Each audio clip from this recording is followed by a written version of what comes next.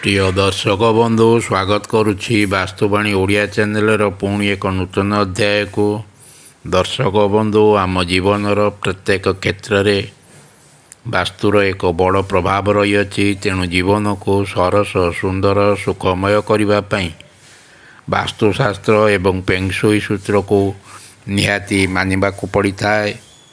ଦର୍ଶକ ବନ୍ଧୁ, ସମ୍ପତ୍ତି, ସୌଭାଗ୍ୟ ତଥା ସମ୍ପନ୍ନତାରେ ବୃଦ୍ଧି ପ୍ରାପ୍ତି ପାଇଁ ପୁରାତନ ଚୀନ ଦେଶୀୟ ମୁଦ୍ରାକୁ ସର୍ବାଧିକ ପ୍ରଭାବଶାଳୀ ତଥା ଶକ୍ତିଶାଳୀ ମନାଯାଇଥାଏ। ଆପଣଙ୍କର ସମ୍ପତ୍ତି ବୃଦ୍ଧି କରିବା ପାଇଁ ଗୋଟିଏ ନାଲି ରଙ୍ଗର ସୂତାରେ 3ଟି ଚୀନ ଦେଶର କଏନ୍ ବା ମୁଦ୍ରାକୁ ବାନ୍ଧିକରି ଆପଣଙ୍କର ନଗଦ ଟଙ୍କା ବାକ୍ସ ବା ଟ୍ରେଜେରୀ ବା ଆପଣ ଯେଉଁଠି ଟଙ୍କା ପଇସା କାରବାର କରୁଥାନ୍ତି ସେଇଠି ରଖିଦିଅନ୍ତୁ।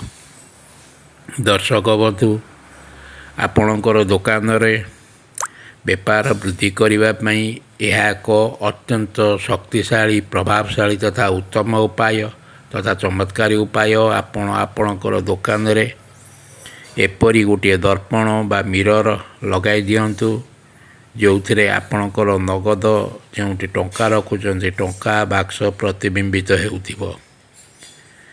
ଆଇନା ଆପଣଙ୍କର ଫେଙ୍ଗଶୁଇ ଭାଗ୍ୟରେ ପରିବର୍ତ୍ତନ ଆଣିବାରେ ଏକ ପ୍ରଭାବଶାଳୀ ଉପାୟ ଅଟେ।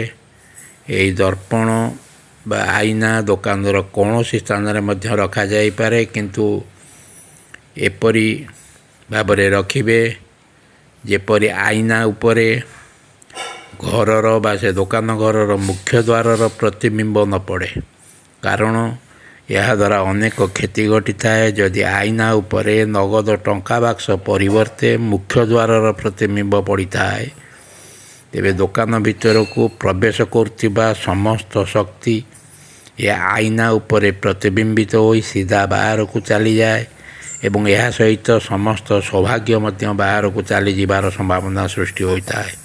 ଦର୍ଶକ ବନ୍ଧୁ, ଦୋକାନ ମଧ୍ୟରେ ରଖାଯାଇଥିବା ଜିନିଷ ଗୁଡ଼ିକର ପ୍ରତିବିମ୍ବ ଆଇନାରେ ପଡ଼ୁଥିଲେ ଜିନିଷମାନ 2 ଗୁଣ ବଢ଼ିଯିବା ତଥା ବ୍ୟବସାୟ 2 ଗୁଣ ବୃଦ୍ଧି ପାଇବାର ଯଥେଷ୍ଟ ସମ୍ଭାବନା ଅଟେ। ଏହାଦ୍ୱାରା ଦୋକାନ ସଦାସର୍ବଦା ଚଳଚଞ୍ଚଳ ରହିବ ଏବଂ ଦୋକାନରେ ଜିନିଷ ସଦାସର୍ବଦା ଭର୍ତ୍ତି ହୋଇ ରହିବ।